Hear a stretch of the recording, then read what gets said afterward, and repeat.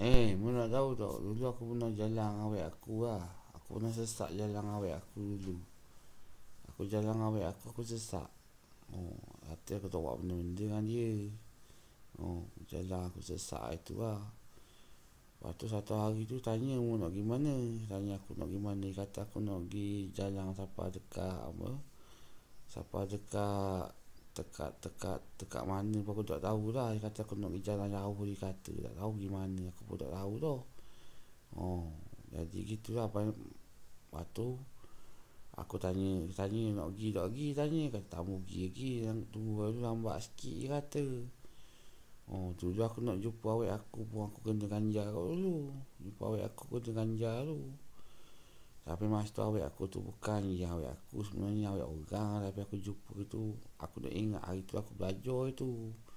Aku belajar kat UiTM hari tu. Awek aku budak UiTM masa tu belajar kat UiTM. Lepas tu aku balik-balik tu sedar dia dapat diploma. Aku tak habis belajar lagi. Itulah nak kabur kamu tu.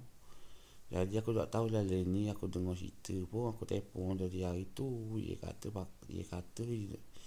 ayah dia kata dia dah kahwin dah. Aku tak tahulah. Tak apalah dah kahwin, tak ada apa. Tak ada rezeki dah. Aku pun tak ada girlfriend lagi masa tu. Aku tak ingat dah. Tak apalah dah. Jadi tanya lah nak pergi mana. Aku kata nak pergi mana. Satu hari tu kok. Satu hari tu ayahku pula meninggal dunia pula. Ayahku meninggal, aku pergi atau ayahku itulah pergi kat mana ni. Aku atau ayahku pergi dekat dekat mana, dekat kubur lah. Kubur kat rumah aku je. Dekat je dengan rumah aku. Jadi aku pun tak ada dah kat rumah. Ayahku dekat kubur lah. Tapi aku nak pergi kubur malam-malam tak boleh lah. Situ tak boleh masuk malam-malam. Dia kata takut orang ada suspek benda-benda lah. Jadi lepas tu aku ada cadangan lah. Aku nak pergi cadangan kamu lah. Sebenarnya aku nak pergi jalan ni, jalan kaki lah. Aku nak jalan kaki tu, aku nak pergi mana aku tak tahu. Aku boleh jalan kaki siapa ke mana-mana lah. Aku nak jalan tapi aku tak tahulah. Dia kata mungkin dia cang aku, dia nak takak aku ke, dia ada masalah dengan aku, problem ni tak tahulah. Sebab hari tu aku jalan kaki tu siapa dekat sebelah kat petrol rumah aku ni, aku jalan kaki hari tu sampai kat petrol rumah aku. Jadi aku nak kabur lah kamu. Sebenarnya aku pun ada dapat projek baru lah. Projek baru aku buat tu, yang aku belajar tu memang masih tak dapat lagi. Sekarang ni baru dapat. Tapi aku bukan tak buat dah lah. Tapi tunggulah ada rezeki, ada apa aku pun aku tunjuk lah kamu lah. Bukan kata aku nak cakap aku kena pergi kuda ke, tak ada lah. Satu hari tu nak cerita dah. Satu hari tu aku dapat projek hari tu. Dia kata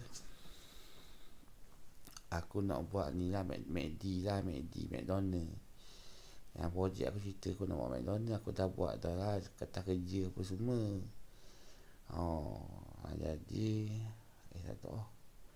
Jadi aku nak buat McDonald tu. Aku dah buat petrol lah. Mula-mula tu aku tak ingat tu. Aku jadi arkitek tu. Aku jadi ni lah, jadi arkitek tu.